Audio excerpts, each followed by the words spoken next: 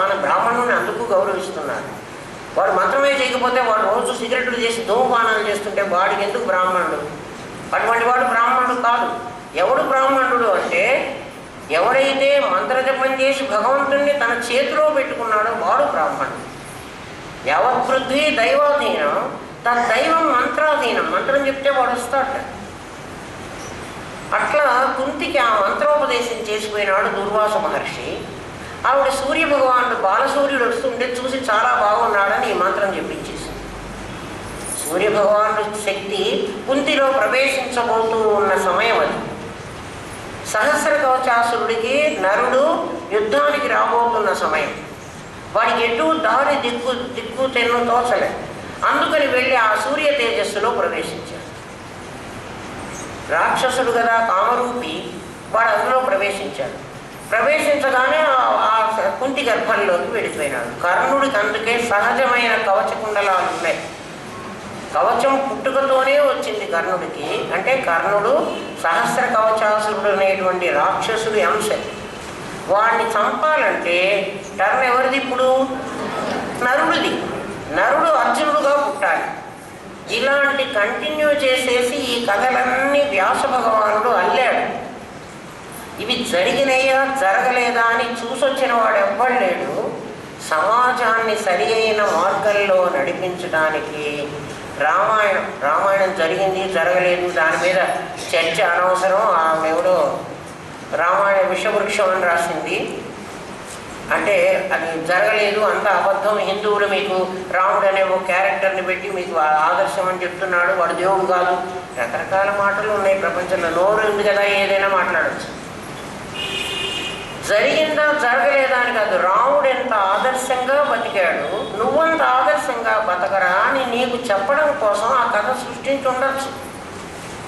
వాడు ఉన్నాడో లేదో నీకు అనవసరం. అట్లా హరిశ్చంద్రుడు వీళ్ళంతా ఉన్నారా లేదా తెలియదు. భారత కథ అలాగే ఉండొచ్చు.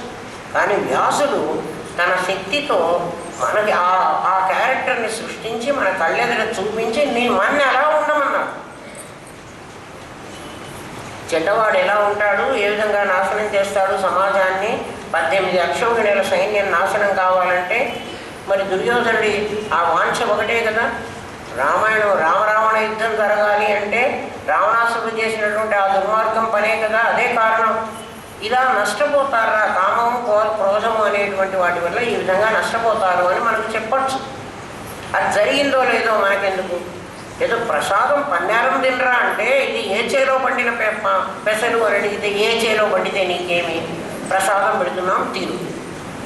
ఏ చేలో పండితే నీకెందుకు అనవసరం. మనిషి అలా అనుకోడు. ఏమ్మా వేదం ఇవన్నీ చెప్పింది అంటే నాయన ఈశ్వరుడు ఎక్కడో ఉన్నాడని నువ్వు అంటున్నావు. ఆ ఈశ్వరుడు ఎక్కడున్నాడో నాకు అక్కర్లేదు. నువ్వు చెప్తున్నటువంటి ధర్మసూత్రాలన్నీ కూడా స్వప్నంలో ప్రయాణం చేస్తున్న వంటివి. ఎందుకు అంటే ఈ ప్రపంచమే మిథ్య అంటున్నప్పుడు, ప్రపంచం మిథ్య అంటున్నది. బ్రహ్మసత్యం జగన్మిథ్య జీవో బ్రహ్మైవ నాపరః. ఇది బ్రహ్మసూత్రాల్లో ఒక సూత్రం. బ్రహ్మసత్యం జగన్మిథ్య జీవో బ్రహ్మైవ నాపరః. బ్రహ్మ సత్యం. బ్రహ్మం అనేటువంటిది ఒకటి సత్యం. మోక్షానికి మొట్టమొదటి ప్రాతిపదిక పడింది ఇక్కడ.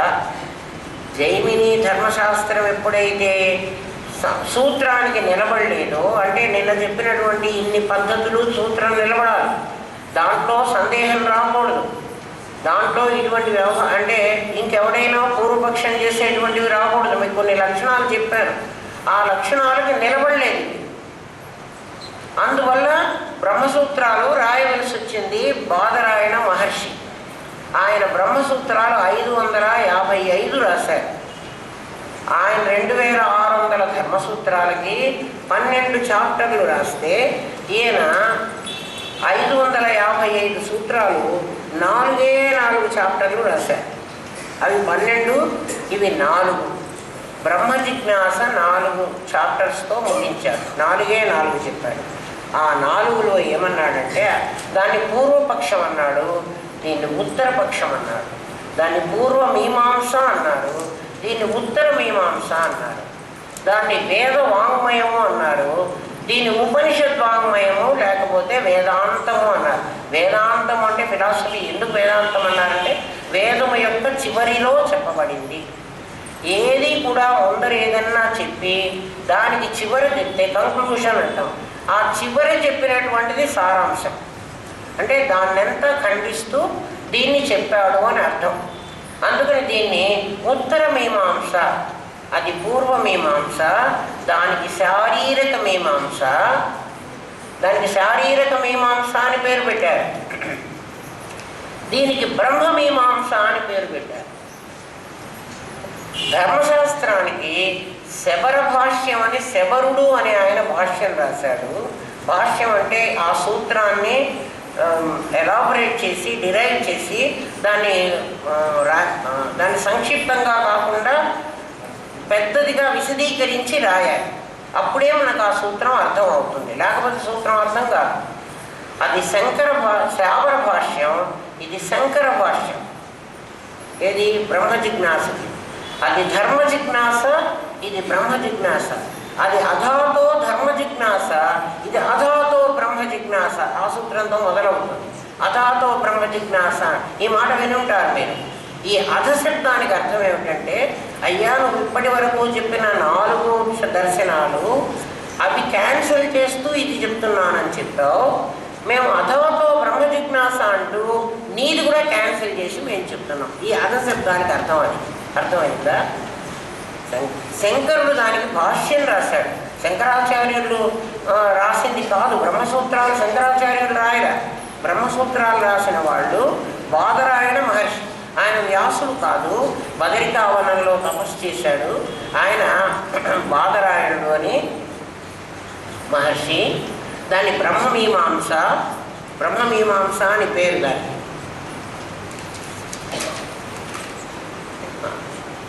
ఆయన అధాతో ధర్మ జిజ్ఞాస, ఈయన అధాతో బ్రహ్మ జిజ్ఞాస అని చెప్పాడు. మహర్షి ఏం చెప్తున్నారంటే, మన మతాలన్నీ కూడా ఇదే చెప్తున్నాయి. అప్పటికే ప్రపంచ దేశాలన్నీ కూడా ఈ పద్ధతినే ఫాలో అయినాయి. అంటే తర్వాత కదా మనకు తెలిసేది. మనకు తెలిసినవి మతాలు 3 ఉన్నాయి. ఇంకా బౌద్ధ మతం, జైన మతం కూడా ఉందనుకోండి. ఇస్లాము, క్రిస్టియానిటీ, మనది హిందూ మతం అని పేరు పెట్టారు. మన దానికి మనది బ్రహ్మమతం. అసలు ఇది ధర్మము జ్ఞానము అనేటువంటి రెండు పట్టాల మీద నడుస్తుంది. అంటే నా జ్ఞానం ఉంది, నేను ధర్మాన్ని ఆచరించను అని వీడు అనకూడదు. ధర్మాన్నే ఆచరిస్తాను, నాకు జ్ఞానం అవసరం లేదు అని కూడా వీడు అనకూడదు. హిందువు అంటే వీడు ఒక 2 మార్గాలని ఏకం చేసుకుని నడిచేవాడు అని హిందువు పేరు. 2 మార్గాలు, ఒకటి ధర్మ మార్గం, ఒకటి జ్ఞాన మార్గం. ఇవి 2 వేరు మార్గాలు. ఇవి 2 కలవవు. రైలు పట్టాలు ఎప్పుడూ కలవవు. కానీ రైలు పట్టాల్లో ఏ పట్టా లేకపోయినా రైలు డిజైల్ అయిపోతుంది, రైలు నడవదు. అందుకని నేను జ్ఞానిని, నాకు ధర్మంతో సంబంధం లేదు అని నువ్వు అనటానికి వీల్లేదు. నేను ధర్మంగా ఉన్నాను, నాకు జ్ఞానం అవసరం లేదు, నాకు మోక్షం అక్కర్లేదు అనటానికి వీల్లేదు. ఈ రెండింటినీ సమన్వయం చేసుకుని ఎవడైతే నడుస్తాడో వాడు హిందువు. మిగిలిన వాళ్ళు హిందువులు కాదు. ఈ నడవకపోతే హిందువు కాదు. మనం హిందువు గర్భంలో పుట్టినంత మాత్రాన మనకు కులం వచ్చినట్టుగా నేను బ్రాహ్మణుడు కడుపున పుట్టాను, నేను బ్రాహ్మణ్ణి, నేను వైశ్యుడు కడుపున పుట్టాను, నేను వైశ్యుణ్ణి అలా అనడానికి వీల్లేదు. నేను ధర్మం ఆచరిస్తున్నాను, ధర్మాన్ని ఆచరించాలి.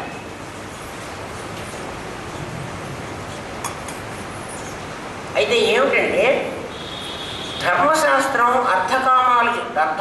ధర్మార్థ కామాలు చెప్తుంది. మోక్షశాస్త్రం కేవలం మోక్షమే చెప్తుంది. అసలు మోక్షం అంటే ఏమిటి అంటే ఇందులో నుంచి విడిపడడం. ధర్మశాస్త్రం ఇందులో బంధించుకోవడం. యజ్ఞయాగాదులు చేసి కర్మలో మనం బంధించుకుంటున్నాం. కర్మ నుంచి ఎలా విముక్తి కావాలో మోక్షశాస్త్రం చెప్తుంది. అంటే దీనికి దానికి తేడా మీకు తెలియాలంటే ప్రత్యక్షేణ బ్రహ్మసూత్రాల్లో మొట్టమొదటి చెప్తున్నటువంటి విషయం అధాతో బ్రహ్మ జిజ్ఞాస కదా మొదటి సూత్రం. ప్రత్యక్షేణ అనుమానేన 2 ఉన్నాయి. ప్రత్యక్ష ప్రమాణము, అనుమాన ప్రమాణము అని రెండు ప్రమాణాలు ఉన్నాయి. ప్రత్యక్షం అంటే లోకజ్ఞానం. లోకజ్ఞానం అంతా ప్రత్యక్షం, చూడొచ్చు మనం. లోకంలో ఏమేమి జరుగుతున్నాయి, కళలు కానీ ఇవన్నీ లోకజ్ఞానం కిందికి వస్తాయి. వాడు ధర్మం ప్రకారం ఉంటున్నాడురా అంటే నేను చూడొచ్చు వాడిని. వాడు ధర్మ విరుద్ధంగా, రావణాసుడు ధర్మ విరుద్ధంగా ఉన్నాడు మనం చూడొచ్చు. ఎందుకు ధర్మ విరుద్ధంగా ఉన్నాడో నాకు తోచింది కాదురా, నీకు కూడా తోస్తుంది, చూడమని చెప్పచ్చు. లోకజ్ఞానం ప్రత్యక్షం, లోకజ్ఞానం. అనుమానం శాస్త్రజ్ఞానం. శాస్త్రాలన్నీ కూడా అనుమాన ప్రమాణంతో నడుస్తాయి. అనుమాన ప్రమాణంతో అంటే ఒకటి వస్తే ఇంకోటి రావాలని నమ్మకం. నాకు కెమిస్ట్రీ వచ్చు, నాకు ఫిజిక్స్ రాదు. నాకు ఫిజిక్స్ వచ్చు, నాకు మ్యాథమెటిక్స్ రాదు. నాకు భూగోళం వచ్చు, జాగ్రఫీ వచ్చు, నాకు ఖగోళం రాదు. గ్రహాలు, జ్యోతిష్యం, శాస్త్రాలన్నీ ధర్మశాస్త్రం కాలంలోనే వచ్చినాయి. ఇవన్నీ కూడా అంటే జ్యోతిష్ శాస్త్రం కానీ శాస్త్రం అంతా ధర్మశాస్త్రం వచ్చినప్పుడు కాలంలో వచ్చినాయి. అవన్నీ ప్రపంచంలో కనబడుతున్నటువంటి వాటి గురించే చెప్పినాయి. శాస్త్రం అంతా కూడా అదే చెప్పింది. శాస్త్రం అంటే సైన్స్. సైన్స్ ఏం చెప్పిందంటే కనపడుతున్న దాన్ని గురించి ప్రత్యక్షంగా చెప్పగలదు, అనుమానంగా చెప్పగలదు. అంటే ఇది చేస్తే ఇది వస్తుంది, అది రాకపోతే అది ఫెయిల్ అయింది, క్యాన్సిల్. మోక్షం దగ్గర అట్లాంటిది లేదు, డెఫినెట్గా వస్తుంది. నువ్వు చేసినా, నేను చేసినా, వాడు చేసినా దేశానికి, కాలానికి, వస్తువుకి అది లొంగేది కాదు. అది ఖచ్చితంగా వచ్చేటువంటిది. ప్రత్యక్ష అనుమాన ప్రమాణాలతో సాధించలేని దాన్ని, చెప్పలేని దాన్ని రిలిజియన్ పరిష్కరిస్తుంది అని రిలిజియన్ ఎంటర్ అయింది. అసలు రిలిజియన్ రావడం, మతం రావడం ఎప్పుడు అంటే ఇది మతం వచ్చిన టైం. ప్రత్యక్షంగా చెప్పలేనప్పుడు, అనుమానంగా దాన్ని సాధించలేనప్పుడు, అనుమాన ప్రమాణం అంటే మన అనుమానం కాదు, హేతువాదంతో సాధించేదాన్ని అనుమాన ప్రమాణం అంటాడు. తర్కంతో సాధించేదాన్ని, లాజిక్తో చెప్పేదాన్ని, లాజిక్తో చెప్పేదాన్ని దృష్టాంతము, ఎగ్జాంపుల్తో చెప్పేదాన్ని. ఎప్పుడు కూడా ఏ విషయం చెప్పినా నీకు తర్కం ఉండాలి, తర్వాత నీకు ఎగ్జాంపుల్ చూపించాలి. అంటే నీకు తెలిసిన దాని ద్వారా నీకు తెలియని విషయాన్ని తెలియజేయాలి. ఈ రెండింటి ద్వారా పరిష్కరించలేనప్పుడు రిలిజియన్ ఎంటర్ అవుతుంది. రిలిజియన్ అంటే ధర్మశాస్త్రం, మతం ఎంటర్ అవుతుంది. మతంలో ఏం చెప్పారో దాన్ని ఆచరించడానికి ఆయన అక్కడ వాళ్ళు బాగా ఆలోచించి చేసి చెప్పారు. వాళ్ళు చెప్పినట్టుగా చెయ్యి, నాకు ఎవరితో సంబంధం లేదు, నా ఇష్టం వచ్చినట్టు నేను చేసుకుంటాను అట్లా అంటానికి వీల్లేదు. అట్లంటే నువ్వు ఈ మతానికి చెందకూడదు. వాడి ఇష్టం వచ్చినట్టు వాడు చేసుకునేటట్లయితే ఈ మతంలో వాడిని ఉంచకూడదు, వాడిని బహిష్కరించాలి, మత బహిష్కరణ చెయ్యాలి. మోక్ష జ్ఞానం ఒకటి, అంటే పూర్వం, జ్ఞానానికి పూర్వం ఒక స్థితి, జ్ఞాన అనంతరం ఒక స్థితి, ధర్మార్థ కామాలు ఒక స్థితి, మోక్ష జ్ఞానం ఒక స్థితి. అటువంటిది బైబిల్ కూడా, బైబిల్ కదా అప్పుడు యేసుక్రీస్తు వాళ్ళ ఇది ఓల్డ్ టెస్టిమెంటు, న్యూ టెస్టిమెంటు అని వాళ్ళు రెండు ఉన్నాయి. ఓల్డ్ టెస్టిమెంట్లో క్రీస్తు పుట్టక ముందు ఏమేమి ఉందో ధర్మార్థ కామాలు ఉన్నాయి దాంట్లో మీరు చదువుకుంటే. ఈ న్యూ టెస్టిమెంట్లో బైబిల్లో క్రీస్తు పుట్టిన తర్వాత జ్ఞాన సంబంధమైన వాళ్ళకి తెలియదు. జ్ఞాన సంబంధం వాళ్ళు ఏం చదువుకుంటారంటే సువార్తలు చదువుకుంటారు. వాడు చెప్పినటువంటిది, జీసస్ క్రైస్ట్ దగ్గర చదువుకున్న వాడు చెప్పినటువంటి వాడి ఎక్స్పీరియన్సెస్ పిచ్చి పిచ్చిగా కథలు చెప్పుకొని రాసుకుంటారు. అవి చెప్పుకుంటున్నారు వీళ్ళందరూ. నిజంగా బైబిల్ వాళ్ళు చదవగలిగితే, నేను చదవలేదు, ఎల్ఎన్ రాజు గారు చదివారు అని ఆయన దగ్గరికి వెళ్ళి నేర్చుకుందామని అనుకున్నాను. ఆయన ఫారసీ, అరబ్బీ కూడా నేర్చుకుని ఖురాన్ కూడా చదివారట. ఆయన వాటి గురించి నాకు చెప్తారేమో అనుకున్నా కానీ నాకు ఆ దృష్టం దొరకలేదు. వారి దేశం సాధించారు. వారు చెప్పిన విషయమే మీకు చెప్తున్నాను. బైబిల్లో ఓల్డ్ టెస్టిమెంటు, న్యూ టెస్టిమెంటు అని రెండు ఉన్నాయి. న్యూ టెస్టిమెంట్ అంతా కూడా మోక్ష సిద్ధాంతమే ఉంటుంది. ఓల్డ్ టెస్టిమెంట్లో ధర్మార్థ కామాలు జైమిని చెప్పినటువంటి సూత్రమే ఉంటుంది. తర్వాత మీరు చాతనైతే చదువుకుని తెలుసుకోండి. ఇస్లాం ప్రకారం కూడా షరియత్, తరీఖత్ అని వాళ్ళకు కూడా రెండు ఉన్నాయి. షరీయత్ అంటే కర్మ సిద్ధాంతాన్ని బోధిస్తాడు, ఇది ధర్మం ఇలా చెయ్యాలి అని. తరీఖత్ అంటే మోక్ష సిద్ధాంతం, వాళ్ళకు కూడా మోక్షం ఉంది. ఎందుకంటే వాళ్ళు కూడా దేవుడు నిరాకారుడే, ప్రతి ఒక్కడు అదే నమ్ముతాడు. మనకి ఎందుకు ఆకారం పెట్టారు అని మీకు చెప్పాను. ప్రతిమోపాసన, ప్రతీకోపాసన, అహంగ్రహోపాసన అని ఉపాసన అంటే మళ్ళీ ధర్మశాస్త్రం 3 రకాలుగా చెప్పారు. ప్రతిమోపాసన మొట్టమొదటి నేను చెప్పాను. ప్రతీకోపాసన ఒక సింబల్ పెట్టి దాన్ని, శివలింగాన్ని పెట్టి దాన్ని పూజ చేయమంటున్నారు. ఇవన్నీ ధర్మశాస్త్రంలోనే ఉంటాయి, ఎందుకంటే ఉపాసన అంతా అక్కడే ఉంది.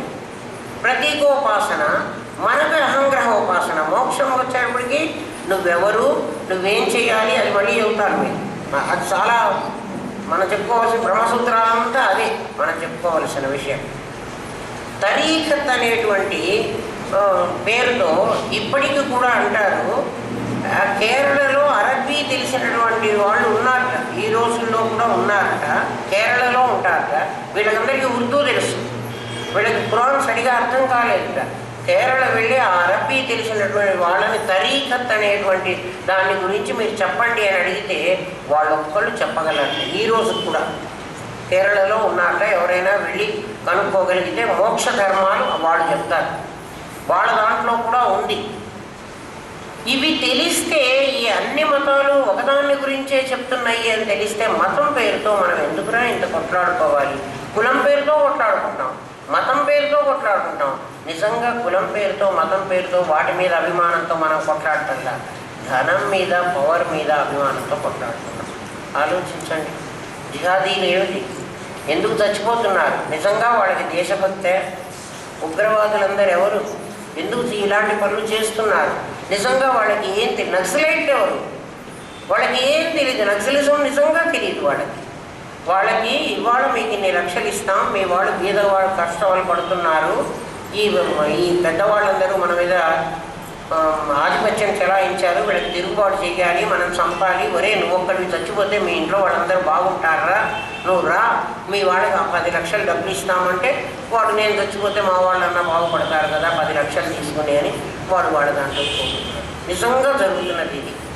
అమాయకమైన ప్రజలని వాళ్ళ భావజాలంతో లొంగ తీసుకుని డబ్బు ఎర చూపించి అన్నీ సృష్టిస్తున్నారు. ఈ ప్రపంచం అంతా అందుకు పాడైపోతుంది. లేకపోతే బాంబులు వేయటం ఏమిటి, మానవ బాంబులు ఏమిటి, ఒకళ్ళొకళ్ళు చంపుకోవడం. ఎందుకు చంపుకోవాలి? వాడిని చంపితే నాకేమొస్తుంది? వాడి డబ్బులు వీడికి ఏమన్నా వస్తాయా? ఆ చచ్చిన వాడి డబ్బులు వీడికి వస్తాయా? రావు. వాడి కొడుక్కి వాడి ఇన్సూరెన్స్ కూడా వాడి కొడుకు వాడి పిల్లలకు క్లెయిమ్ చేసుకుంటారు. వీడికేమి ఇవ్వరు. మరి ఎందుకు కానీ ఆలోచించారు మనుషులు. హోలీ బైబిల్, హోలీ అంటే పవిత్రమైనటువంటిది. మనకు వేదం ఎంత పవిత్రమైందో వాళ్ళకు కూడా అది అంత పవిత్రమైంది. మరి ఎందుకు ఇలా పాడైపోయింది అంటే గంగాజలం ఆ హిమాలయ పర్వతాల దగ్గర నుంచి ఋషికేశ్, హరిద్వార్ వచ్చే వరకు చాలా పవిత్రంగా ఉంది. కాశీకి వచ్చేటప్పటికి ఎంత పొల్యూట్ అయిపోయింది. ఏమిటి కారణం అంటే ఎన్ని ఫ్యాక్టరీలో, మన తుంగభద్రలోనే ఫ్యాక్టరీలో చేసిన వ్యర్థ పదార్థాలన్నీ తుంగభద్రలోకి వెళ్ళిపోతాయి. తుంగభద్రలో మంచినీళ్ళు లేవు. ఒకప్పుడు గంగా స్నానం తుంగా పానం అని మన తుంగభద్రకి అటువంటి పేరు. మంచినీళ్ళు తాగితే అంత ఆరోగ్యమైనవి. ఇప్పుడు తుంగభద్రలో వెళ్ళి నీళ్లు తాగుతామా? రేపే మనం జనరల్ హాస్పిటల్కి వెళ్ళకపోతే ఏమండి, వెళ్ళి ఆ నీళ్లు తాగిరండి అంటే ఎందుకయింది ఇలాగా? అట్లాగే మతం కూడా కలుషితమైపోయింది, మతం పాడైపోయింది. బుద్ధిజంలో బుద్ధులు చార్వాకులు, బౌద్ధ మతము చార్వాక మతము నాస్తిక మతం. వాళ్ళకి దేవుడు లేడు.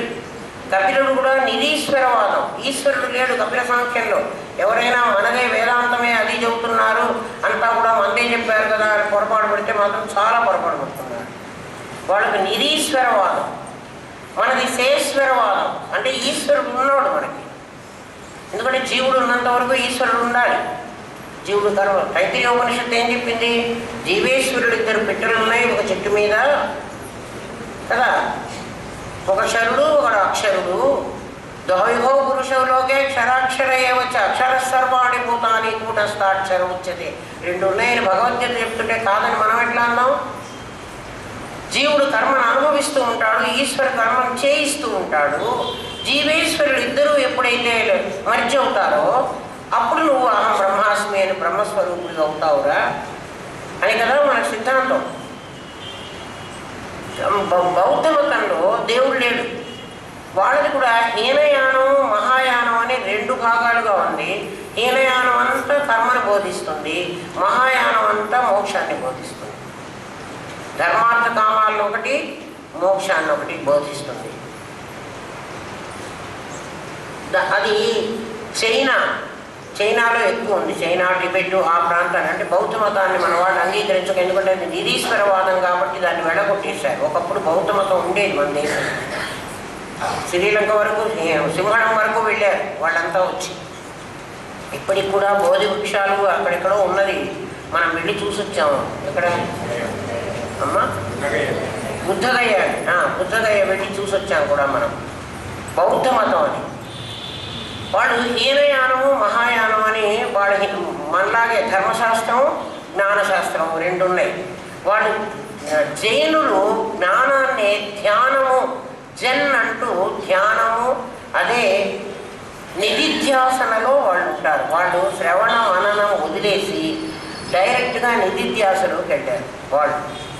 జైన మతస్థులు, మహావీరుడు, వర్ధమాన మహావీరుడు వాళ్ళకి గురువు.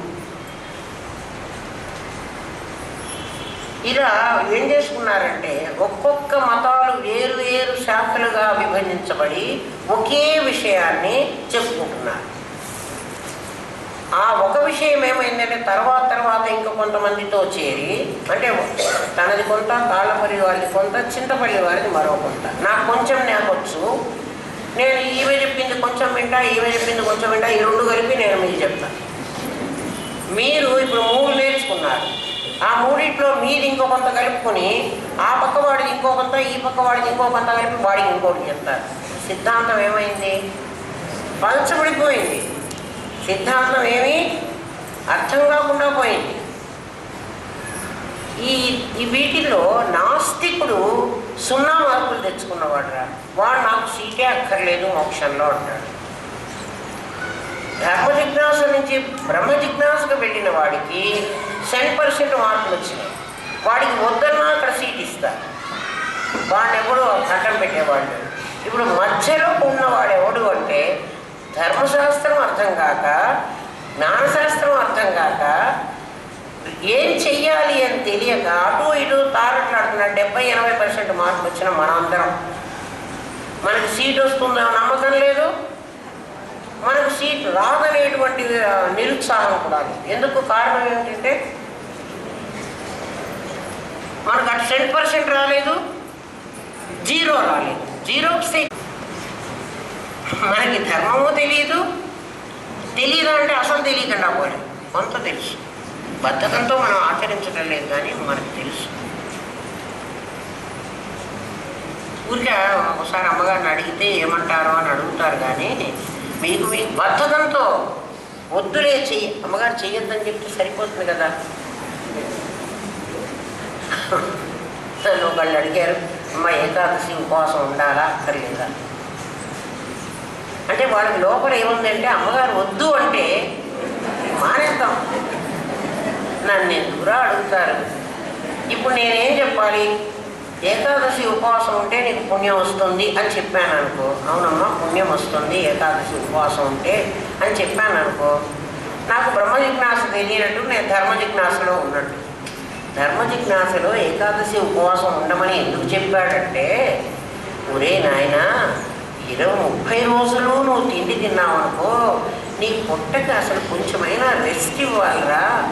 ఒక్కరోజు కాస్త 15 రోజులకు ఒకసారి ఉపవాసం పెడితే, పతంజలి చెప్పాడు కదా ముందే, ఆరోగ్య సూత్రం ప్రకారం నువ్వు పొట్టని సగం అన్నంతో, అన్నం కాదు సగభాగం అన్నంతో మిగిలిన భాగం నీళ్లతో పూరించి ఆ తర్వాత గాలి ఉంచడానికి ఉంచరాని, మనం గాలి కూడా పీల్చడానికి వీలు కాకుండా పీకల దాకా మెత్తుతాం. అందుకని 15 రోజులకు ఒకసారి పొట్టను ఖాళీ పెట్టరా. మనకి పుణ్యం వస్తుందని చెప్పకపోతే మనం చెయ్యము. మనకు ఆశ పెట్టారు. అందుకే ధర్మశాస్త్రాన్ని ఎదిరించేటప్పుడు బాదరాయణ మహర్షి ఏమంటాడంటే, జైమిని నువ్వు అన్నీ కరెక్ట్గా రాశావు, నేను కాదంటలేదు, కానీ నువ్వు కలలో ప్రయాణం చేస్తున్నావు, జగత్తంతా మిథ్య అని నేను చెబుతూ ఉంటే బ్రహ్మ సత్యం, జగన్మిథ్య అంటే ఇహమే మిథ్య అంటుంటే నువ్వు పరాన్ని కూడా దీంట్లో జోడించి ఇహము పరము, పరము ఉందన్నాడు, లోకాలు ఉన్నాయన్నాడు, లోకాంతరాలు ఉన్నాయన్నాడు, మొత్తం అబద్ధం రా నాయన అని ఏం చెబుతుంటే సూర్యకాంతి కరెక్టు, ఇవన్నీ అబద్ధం అని నేను చెప్తున్నాను అంటున్నాడు. కానీ నువ్వేం చెబుతున్నావు, అందులో మళ్ళీ ఏమేమి వస్తాయి మీకు ఇంకా అర్థమయ్యేది చెప్తా చూడండి. నిన్న మీరు ఈ పెట్టెను చూశారు కదా, మీరు ఒక పెట్టె కనిపించింది కదా, ఈ బాక్స్ నిజంగా అది బాక్సా, అది ఇట్లాంటి మెటీరియల్తో చేశారా? కానీ ఇట్లాంటి మెటీరియల్గానే మీకు కనపడింది కదా. ఈ మెటీరియల్ రూపం ధరించింది మీ బుద్ధి అని చెప్పాం కదా, అవునా కదా? మీ బుద్ధి అని మీరు కూడా ఒప్పుకున్నారా? కొంతమంది ఒప్పుకోలేదా? అందరూ ఒప్పుకోవాల్సిందే. ఇప్పుడు మీ బుద్ధికి ఈ రంగు ఉందా, ఇట్లాంటి హాట్నెస్ ఉందా? కానీ మీ పెట్టె మీలాగే ఎక్కబడుతోంది, మీలో ఉన్నటువంటి పెట్టె. మీ బుద్ధి నిరాకారమైన బుద్ధి ఆకారం పొంది ఈ పెట్టెగా మీకు కనిపిస్తోంది. బుద్ధి బుద్ధిగా కనిపించకుండా పెట్టెగా కనిపిస్తోంది. అంటే బుద్ధి సద్రూపంగా ఉండి అసత్కల్పార్థకం భాసతే, అసత్తైనటువంటి పదార్థం యథార్థంగా మీకు గోచరిస్తున్నది, అవునా కాదా? ఇది నిజం కాదు అని వాడికి చెప్పాలి, కానీ ఇది దాచిపెట్టుకుంటే నీకు పుణ్యం వస్తుందిరా, ఇది లోకాలకి తీసుకుపోరా, నువ్వు చెప్తున్నది ఎటువంటిదంటే బాదరాయణ మహర్షి జైమిని మహర్షిని అంటున్నాడు, నువ్వు